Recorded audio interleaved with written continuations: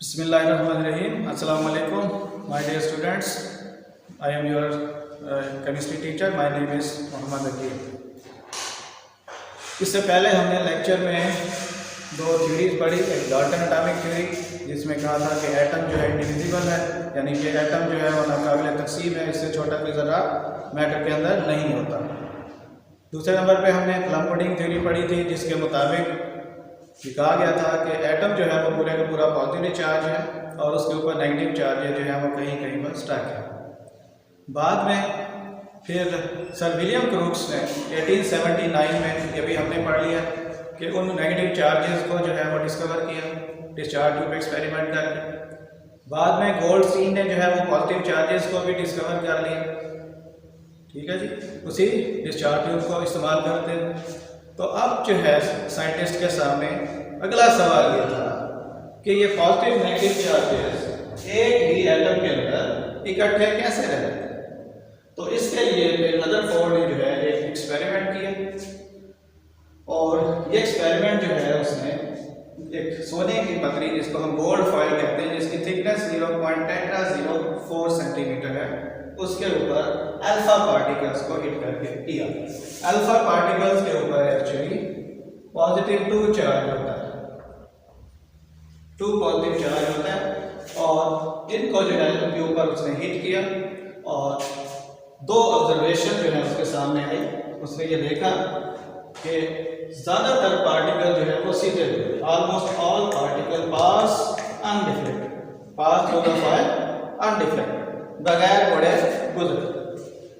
और दूसरी ऑब्जर्वेशन जो है उसने हमें बताई कि कुछ पार्टिकल जो है वो बहुत बड़े बड़े एंगल पर मुड़े और बहुत थोड़े से पार्टिकल जो है 20,000 में से बहुत थोड़े से जो है वो जिधर से आ रहे थे उसी डायरेक्शन में मुड़ गए। तो इन ऑब्जर्वेशंस को सामने रखते हुए उसने जो रिजल्ट प्रोड्यूस किए वो आपके सामने।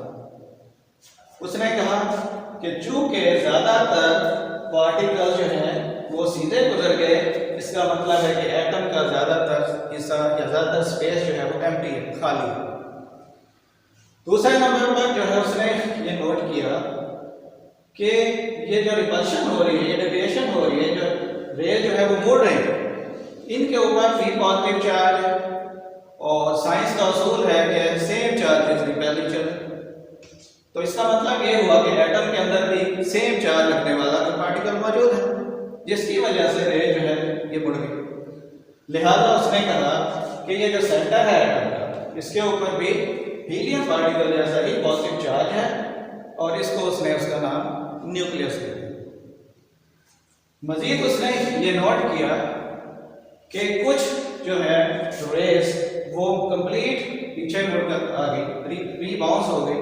इसका मतलब ये हुआ कि ये जो सेंटर में जो पार्टिकल पड़ा हुआ है ये हार्ड और डेंस, अगर ये हल्का होता तो रेयर उसको या तो अपने साथ ले जाती या उसके अंदर से गुजर जाती। तो मुकम्मल रीबाउंस का मतलब ये है कि वो डेंस और हार्ड। फिर बहुत थोड़े से पार्टिकल्स का मुड़ने से एक और बात उसने जो है समझी वो ये कि ये जो पार्टिकल पॉजिटिव चार्ज वाला है इसका जो वॉल्यूम है, इसका जो साइज है वो पूरे एटम के मुकाबले में बहुत थोड़ा है। अदरवाइज जैसे हमने प्लम पुडिंग थ्योरी में उसने हमें कहा था कि पूरे का पूरा एटम पॉजिटिव चार्ज, फिर तो एक रे भी आगे ना गुजरती, सारी के सारे फीचर जो है वो जो रिपेल हो जाए। चूंकि चंद जगहों से रिपल्शन हो रही है, इसका मतलब है कि पूरे एटम के मुकाबले में इसका साइज थोड़ा है। इसी तरह नेगेटिव चार्जेस के बारे में उसने ये कह दिया कि वो न्यूक्लियस के बाहर जो है वो कहीं मौजूद है, इनकी कोई फिक्स पोजीशन जो है वो उसने नहीं बताई।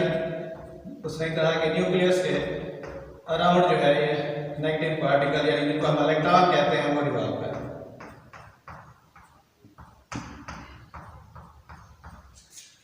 और मजीद उसने ये कहा कि इलेक्ट्रॉन तो बाहर घूम रहे हैं, बाकी पार्टिकल जो है एटम के वो जो कि न्यूक्लियस के अंदर मौजूद हैं, इसलिए न्यूक्लियस से रिलेटेड उसने उनको नाम दिया न्यूक्लियॉन। जैसे हमें मुल्तान में रहने की वजह से मुल्तानी कहा जाता है, ऐसे ही उनको न्यूक्लियस में मौजूद होने की वजह से जो है वो न्यूक्लियॉन कहा जाता है।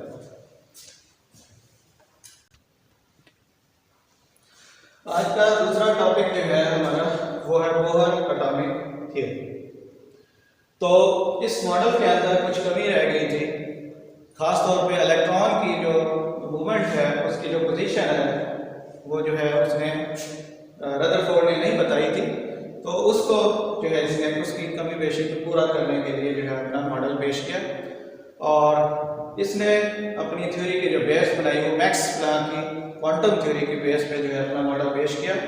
और इस थ्योरी के मुताबिक जब तक इलेक्ट्रॉन अपने फिक्स ऑर्बिट में मूव करता है उसकी एनर्जी में कोई फर्क नहीं पड़ता, उसकी एनर्जी जो है वो फिक्स रहती है। तो इस तरह से जो है उसने कहा कि एनर्जी जो है वो एटम की इलेक्ट्रॉन की वो क्वांटाइज्ड होती है। फिर उसने इसके मुताबिक जो है अपने जो वजाहत की वो 4 पास्टुलेट्स की शक्ल में की 5। ये डायग्राम आपके सामने है, उसके पास्टुलेट को एक्सप्लेन करने के लिए ये हम न्यूक्लियस और आगे जो है ये हम अपनी ऑर्बिट शो कर रहे हैं जिनके अंदर इलेक्ट्रॉन जो है वो मूव करते हैं। इसमें आप देख सकते हैं कि हाइड्रोजन एटम जो है वो एक तरह की छोटा सा न्यूक्लियस है उसका, और उसके बाहर जो है इलेक्ट्रॉन रिवॉल्व कर रहे हैं। और आपको पता है मैथमेटिक्स में पढ़ते हैं कि हर सर्कल का रेडियस जो है वो r के बराबर होता है। तो इस तरह से इलेक्ट्रॉन जो है वो रिवॉल्व कर रहे हैं ऑर्बिट्स के अंदर जिनका रेडियस r होता है। और इसने कहा कि हर ऑर्बिट की एनर्जी जो है वो फिक्स होती है जिसे हम क्वांटाइज्ड कहते हैं। क्वांटाइज का मतलब ये होता है उसके शेल नंबर के रेलेवेंट जो है उसकी एनर्जी होती है। और मज़ीद उसने कहा कि इलेक्ट्रॉन हमेशा एनर्जी जो है रिलीज नहीं करते रहते, हमेशा एनर्जी रिलीज नहीं करते रहते। वो एनर्जी उस वक्त रिलीज करते हैं जब वो एक शेल से दूसरे शेल में जंप करते हैं। अगले पॉइंट में इस बात को उसने मज़ीद वजाहत की इस बात की कि जब वो लोअर एनर्जी ऑर्बिट से हायर एनर्जी ऑर्बिट में, यानी कि ये आप देख सकते हैं डायग्राम के अंदर, लोअर एनर्जी ऑर्बिट से हायर एनर्जी ऑर्बिट में जंप करेगा तो ऐसी सूरत में एनर्जी की एब्जॉर्प्शन होगी, एनर्जी एब्जॉर्ब करेगा फिर जंप करेगा। ये जो सिग्नल अभी एनर्जी का कि इस सूरत में एनर्जी एब्जॉर्ब करेगा। इसी तरह से हायर ऑर्बिट से जब लोअर ऑर्बिट में जंप करेगा तो फिर एनर्जी रिलीज होगी। तो हमने एनर्जी का एरो बाहर की तरफ शुरू किया और ये जब एनर्जी रिलीज हो रही है तो इसको हम ऐसे एक्सप्लेन करते हैं कि जहाँ से वो मूव करना शुरू करता है उस ऑर्बिट की एनर्जी को हम E1 कहते हैं, जहाँ पर फाइनली पहुँच जाता है उसको हम E2 कहते हैं। और इन दोनों का डिफरेंस जो होता है उसको हम डेल्टा E कहते हैं, स्मॉल अमाउंट ऑफ एनर्जी। और फिजिक्स के मुताबिक ये h न्यू के बराबर है। और प्लांक्स ये जो h है यहाँ पर ये प्लांक्स कांस्टेंट है, इसकी वैल्यू फिक्स है 6.63 10⁻34 जूल इनटू सेकंड्स। मज़ीद उसने ये बताया कि इलेक्ट्रॉन जो है वो फिक्स एनर्जी वाले फिक्स एंगुलर मोमेंटम वाले ऑर्बिट्स के अंदर मूव कर सकते हैं। उनका एंगुलर मोमेंटम का फार्मूला है mvr = nh/2π। तो इसमें जो n है ये इसका क्वांटम नंबर है, ये हम पहले पढ़ चुके हैं कि पहले शेल का क्वांटम नंबर n = 1 होता है, दूसरे का n = 2 होता है और तीसरे का n = 3 ऐसे। तो ये नंबर है। h की वैल्यू मैंने बताया ये फिक्स है 6.63 × 10⁻34 जूल इनटू सेकंड्स। और पाई की वैल्यू 22/7 और 3.14। इस तरह से हमारा ये मॉडल भी